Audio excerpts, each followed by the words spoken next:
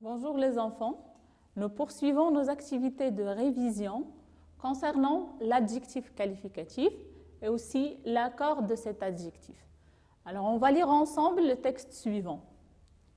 La belle fille brune qui avait de grands yeux contemplait soigneusement le magicien ayant une longue robe et un bonnet pointu. Il frôla un œuf de sa baguette magique et en tira des mouchoirs noués. Des colombes s'échappèrent d'une corbeille vide. Les spectateurs, qui étaient trop surpris, applaudissaient chaleureusement ce geste inoubliable. Alors, commençons d'abord par expliquer quelques mots dans le texte. Alors, la belle fille brune, c'est-à-dire, elle a une couleur de sa peau qui est ni noir ni blanc. Alors, on dit brun, un garçon brun, qui avait de grands yeux, contemplait, c'est-à-dire, il regardait avec admiration le magicien. Le magicien qui avait une longue robe, c'est-à-dire une tenue qui est très longue, et un bonnet, c'est-à-dire un chapeau qu'il met sur la tête, qui est pointu. Il frôla un œuf, c'est-à-dire il toucha avec une baguette. Il toucha un œuf de sa baguette magique et en tira des mouchoirs noués, c'est-à-dire qui contenaient des nœuds, bien qui contiennent des nœuds. Des colombes. Les colombes, ce sont des oiseaux. S'échappèrent, c'est-à-dire ils fuient, d'une corbeille vide.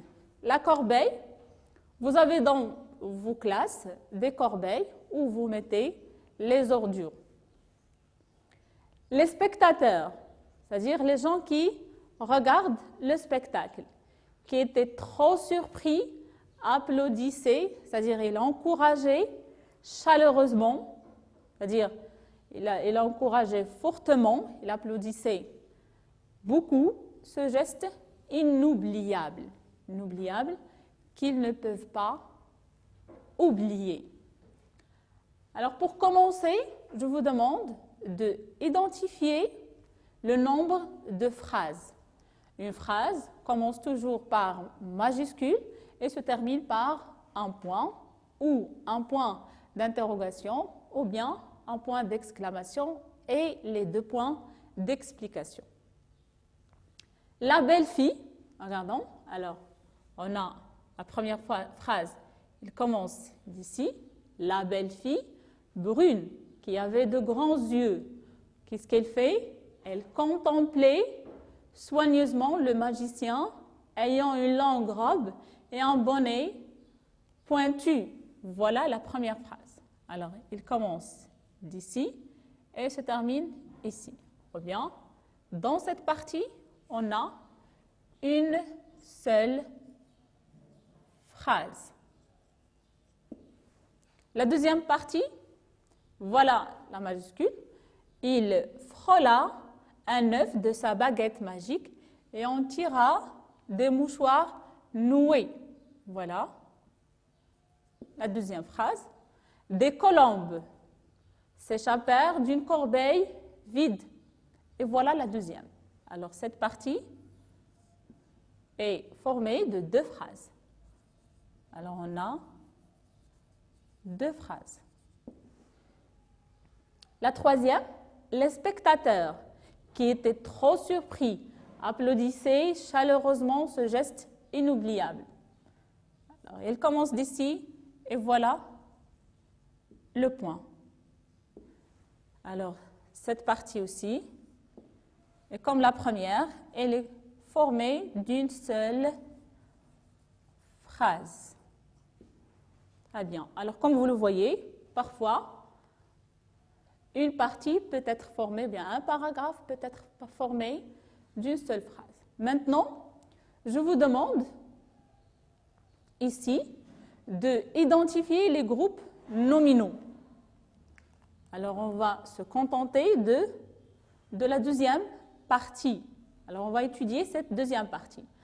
Il frôla un œuf de sa baguette magique. Alors, comme vous connaissez, un groupe nominal est toujours formé d'un déterminant plus un nom.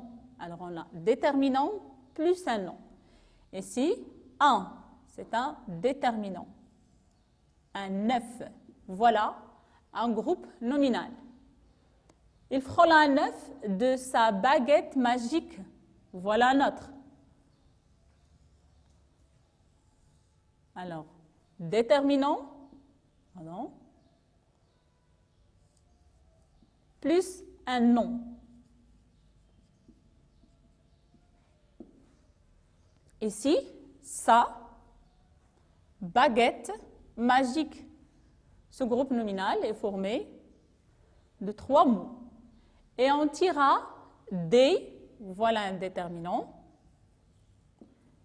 des quoi? Des mouchoirs noués. Elle est formée aussi de, on a des, le déterminant, mouchoir et noué. Des colombes aussi, c'est un groupe nominal, déterminant plus nom. S'échappèrent d'une corbeille, comment? Alors, la corbeille vide. Qu'est-ce que vous remarquez? Alors, pour le premier groupe nominal, alors on a un œuf. Alors, le groupe ici nominal, il est formé de 2 mots. Alors, on a un et œuf. Le deuxième, alors on a 3 mots. Le quatrième aussi, 3, pardon, le troisième. Alors on a ça, baguette, magique. Ici, on a des mouchoirs noués. Non.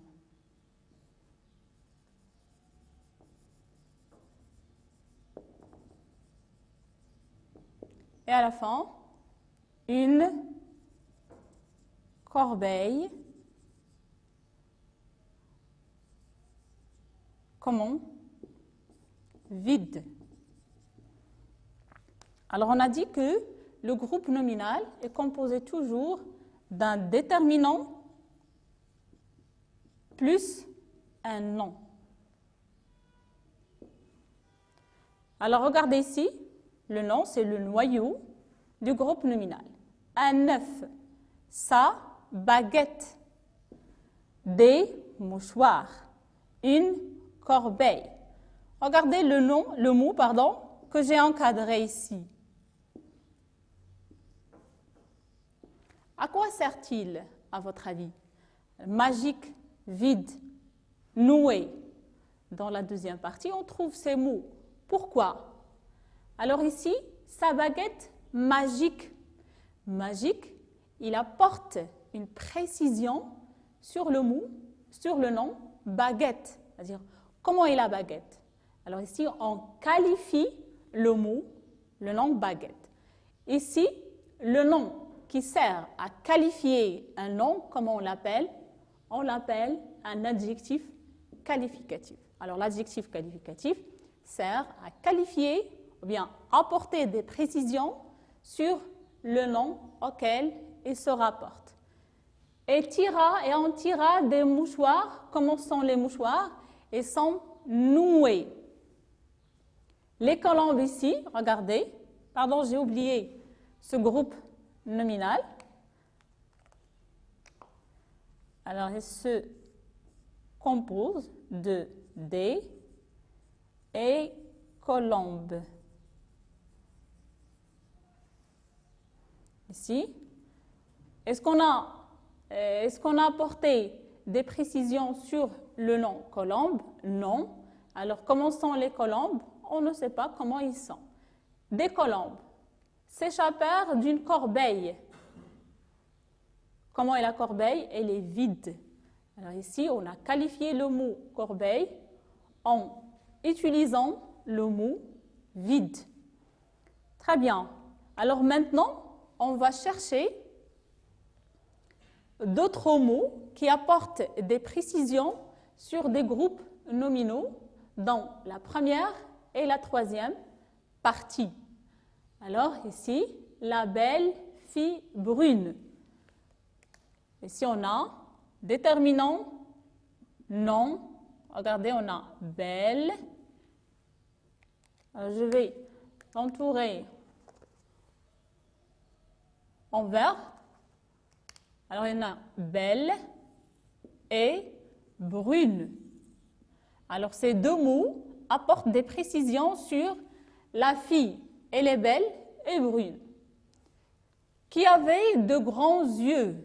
Comment ils sont ses yeux? Ils sont grands. Qu'est-ce qu'elle faisait? Elle contemplait soigneusement le magicien.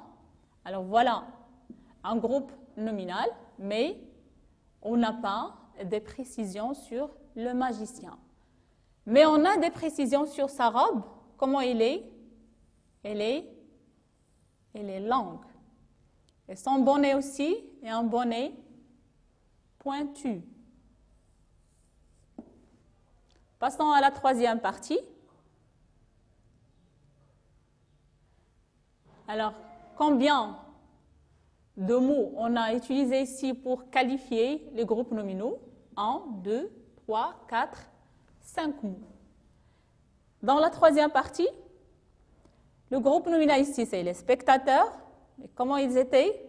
Ils étaient surpris. Ici, le mot surpris, il apporte des informations. Bien, il qualifie le mot les spectateurs. Ils étaient trop surpris. Applaudissez chaleureusement ce geste. Ce ici, on a déjà vu ce. C'est un déterminant. C'est un adjectif démonstratif. Alors, ce, c'est un déterminant. Ce geste, comment est le geste? Il est inoubliable. Inoubliable qualifie le mot geste. Alors, dans la troisième partie, on a utilisé deux adjectifs qualificatifs. Alors, les adjectifs qualificatifs servent à apporter des informations, des précisions, à qualifier les noms auxquels ils se rapportent. On a vu dans la leçon des adjectifs que l'adjectif peut être soit attribut, soit épithète. Alors revenons au texte pour identifier les deux catégories des adjectifs. Rappelons-nous d'abord qu'est-ce qu'un adjectif attribut et qu'est-ce qu'un adjectif épithète. L'adjectif attribut, l'adjectif épithète, pardon, est placé juste, alors,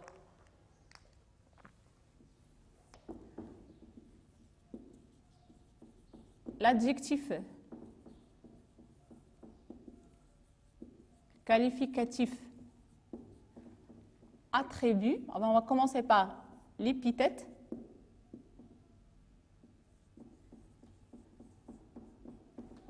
Est placé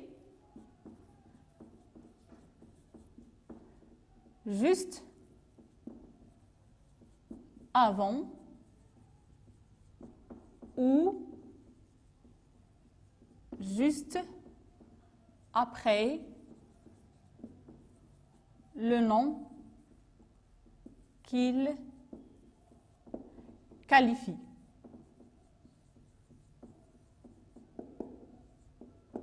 Ça, c'est pour l'adjectif épithète.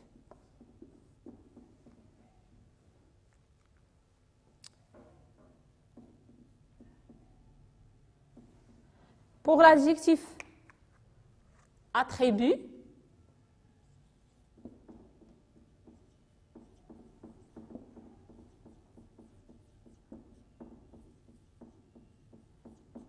elle est reliée, alors adjectif attribut,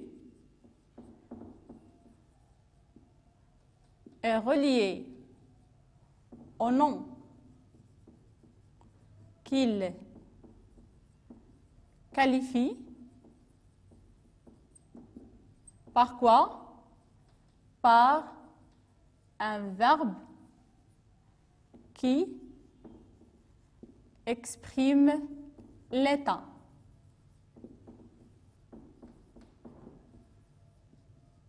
À titre d'exemple, comme le verbe, on a le verbe sembler, le verbe paraître, le verbe devenir, le verbe être, et on a une expression avoir l'air. On dit l'enfant a l'air malade. Alors, 3 points. On a d'autres expressions, ou bien on a d'autres verbes. Alors, cherchons maintenant dans le texte les adjectifs épithètes et attributs. Regardez. Belle et brune. Ils sont placés. L'un est juste avant le nom fille et l'autre, elle est après. Alors, c'est un adjectif épithète. Alors, ce sont des adjectifs épithètes. Qui avait de grands yeux. Grand qualifie le nom yeux. Alors, elle est placée, regardez, sa place, elle est juste avant le nom qu'elle qualifie, elle est aussi épithète. Contempler une langue.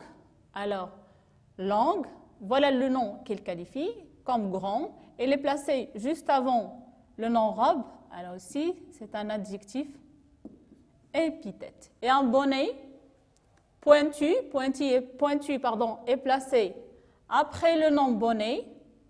C'est aussi un adjectif épithète. Voyons dans la deuxième partie.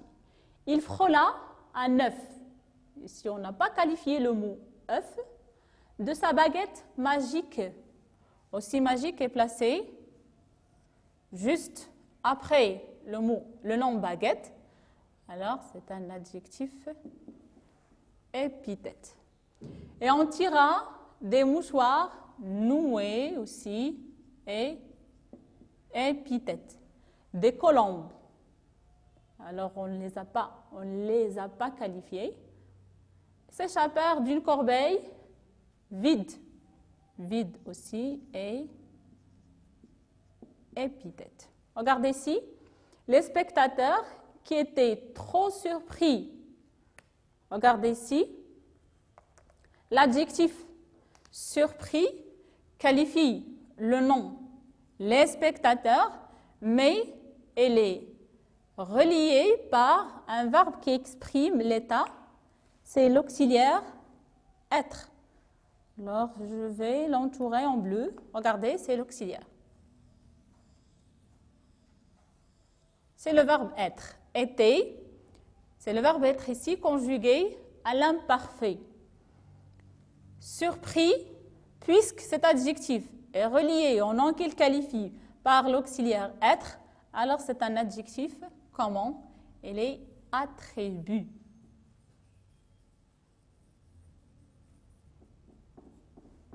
Applaudissez chaleureusement ce geste inoubliable.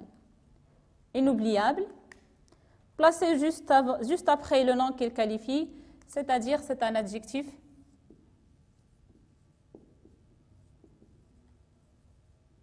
épithète.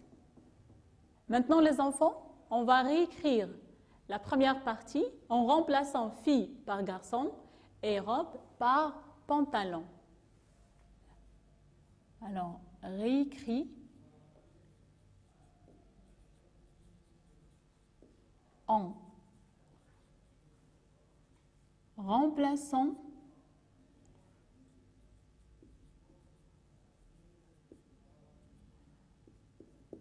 fille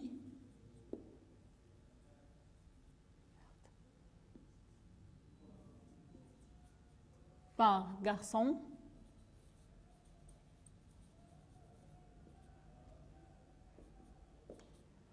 et robe par pantalon. Pardon.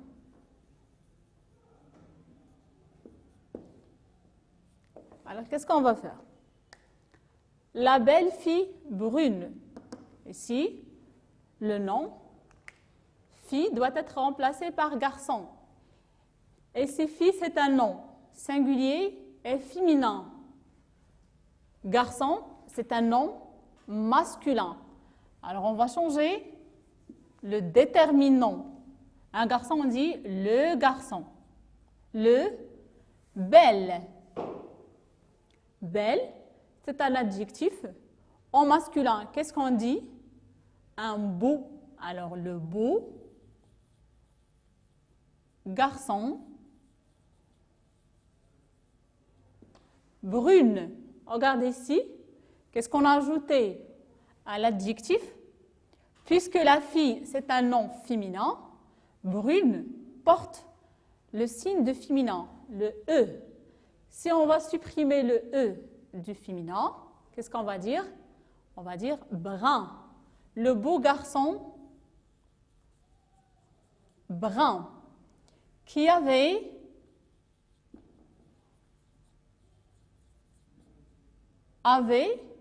le verbe avoir conjugué à l'imparfait n'a pas changé. Pourquoi?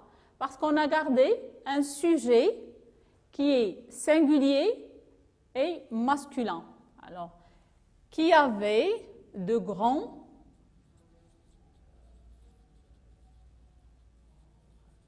yeux contemplés.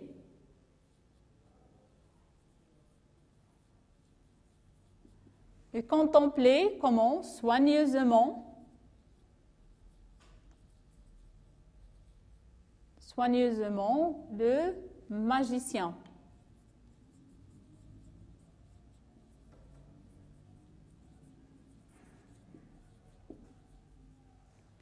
Ayant,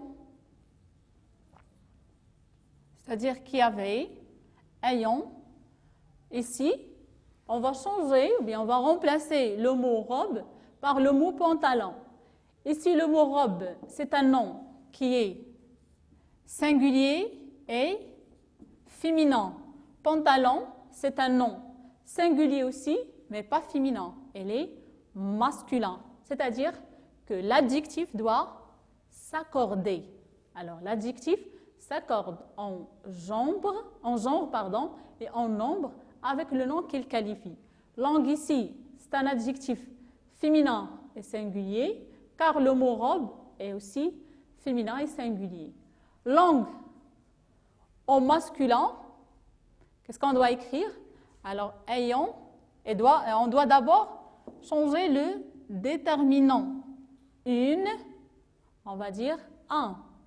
Ayant, un. Long, langue, on dit long. Un long pantalon. Alors, on a supprimé le E du féminin, car le mot pantalon, c'est un nom qui est masculin. Et un bonnet,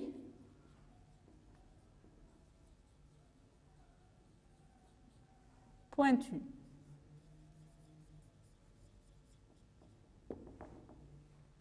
Maintenant, regardez, on va faire la même chose. On va réécrire la troisième partie en remplaçant le mot spectateur par spectatrice. Alors, on va réécrire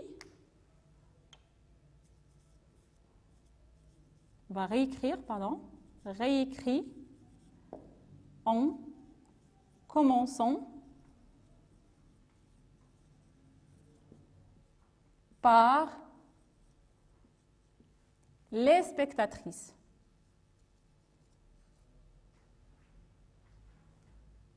pardon,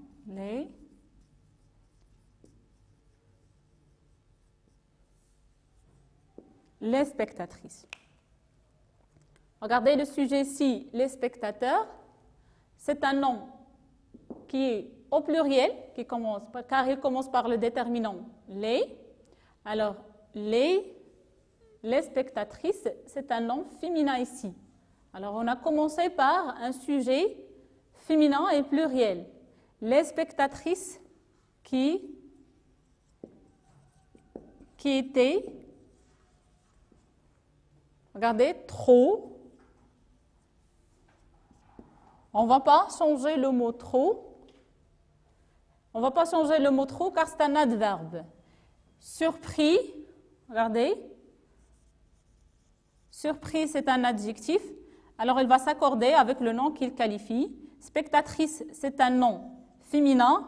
Alors, on va ajouter le E du féminin, pluriel. On va ajouter la marque du pluriel, c'est le S. Surprise, applaudissez chaleureusement